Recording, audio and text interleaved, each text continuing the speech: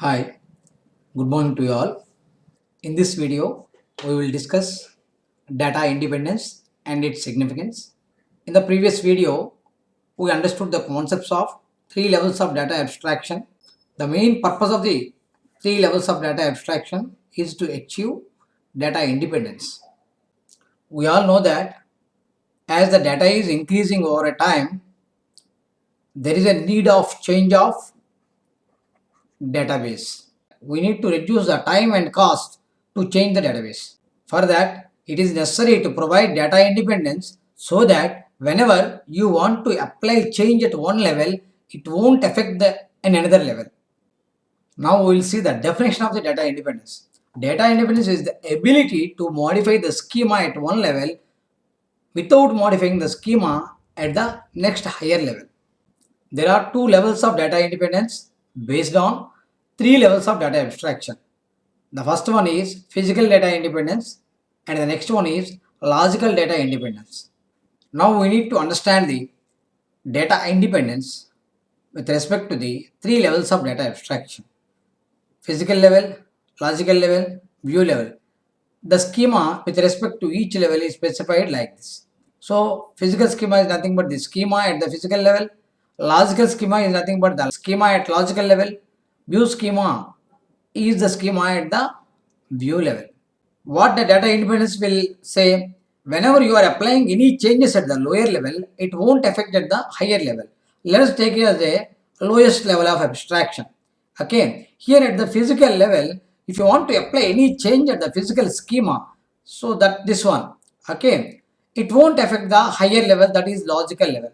That means, say, if you consider these two levels, if you apply any change at the physical schema, it won't affect the logical schema. This data independence is nothing but a physical data independence.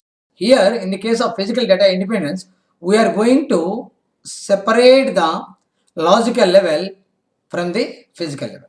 Coming to logical data independence. See, come to this level, logical level. If you apply any changes at this logical level, it won't affect the higher level, that is view level.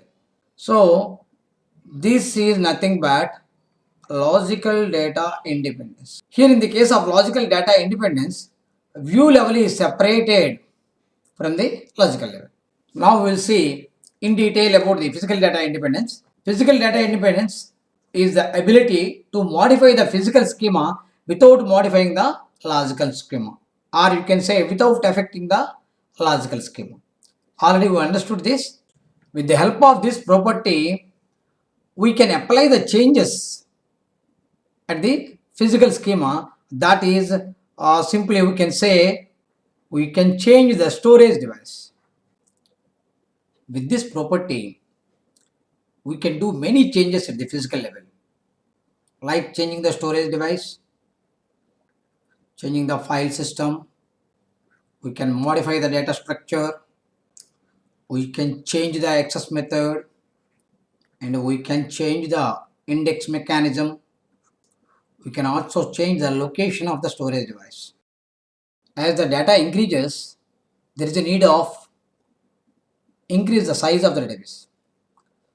So in that case also, what happens, you have to change the database. Sometimes what happens, location of the database also we need to change. Suppose our database server we kept in one country, later for the safety point of view there may be need to change, shift to another country. For example, one of the bank server present, it is there in Malaysia.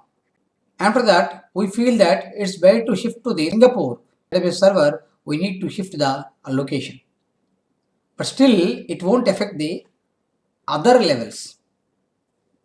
For example, this is Singapore.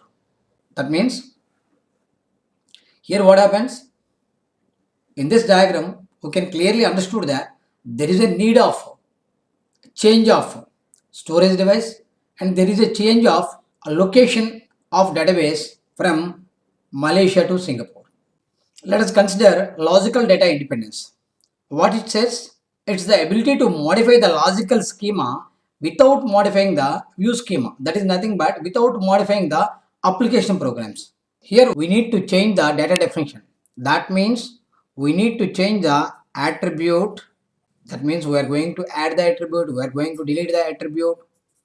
We need to change the entities and we need to change the tables and relationships. In this example, you can see here a student table. It has three attributes: SID, SNAME, address. Nowadays, we all know that we are going to maintain phone number for each and every student. For that, there is a need of adding one attribute called phone number.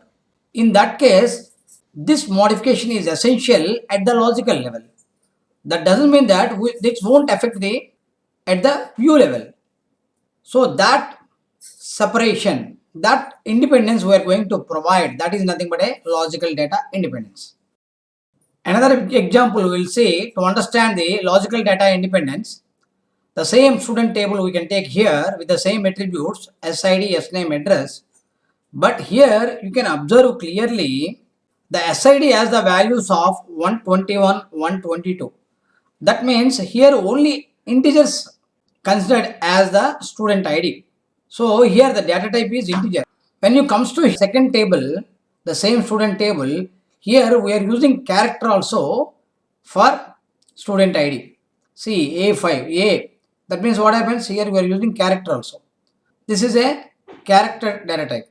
Whenever there is a need of change of data type of an attribute, okay, this is also the modification we can do at the logical level and it won't affect the view level.